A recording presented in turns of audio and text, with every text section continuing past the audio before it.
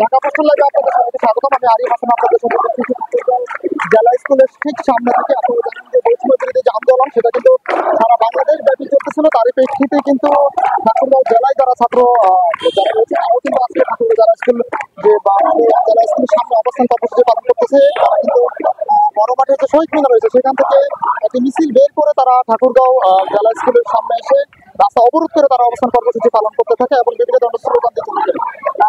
তারা যেমনটা বলতেছিলেন যে 6 জন সমন্বয়ক কিন্তু ইতিমধ্যে এই আন্দোলনে আছে প্রত্যাহার করেছে।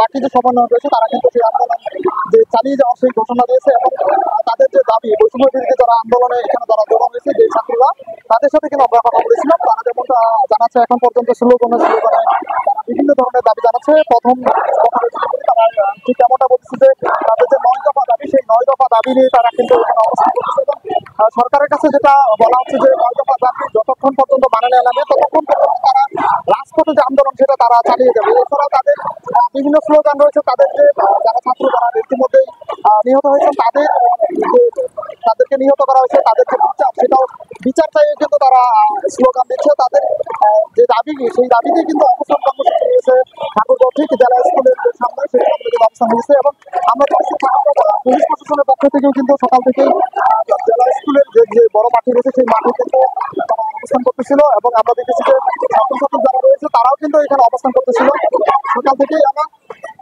আমরা এখন যেখানে দাঁড়িয়েছি ঠিক জেলা স্কুলের সামনে এবং জেলা স্কুলের সামনে দেখতেছি যে যারা ছাত্রছাত্রী রয়েছে তারা কিন্তু অবস্থান করতেছে এবং তারা বিভিন্ন ধরনের দাবি দাবা নিয়ে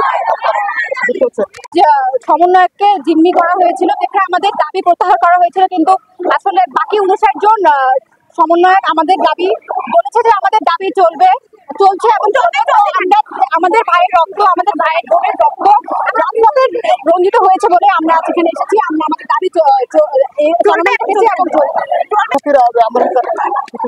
কর্মসূচি নিয়েছে এবং এখানে তারা বিভিন্ন ধরনের স্লোগানে মুখরিত হয়েছে এবং তাদের যে দাবি 9 দফা দাবি তাদের যতক্ষণ পর্যন্ত 9 দফা দাবি মেনে নেওয়া হবে ততক্ষণ পর্যন্ত তারা রাজপথে অবস্থান করবে এমনটাই তারা দাবি করতেছেন। এছাড়াও তাদের যে ভাই রয়েছে যারা বিভিন্ন ছাত্রছাত্রীরা মারা গেছে নিহত হয়েছেন তাদের যে বিচারও দাবিতে যারা চালিয়ে যাচ্ছে সবকিছু মিলে যদি জেলা স্কুলের প্রশাসন একদিকে অবস্থান করতেছে ঠিক অন্যদিকে যারা ছাত্রছাত্রী রয়েছে তারা কিন্তু অবস্থান করতেছে।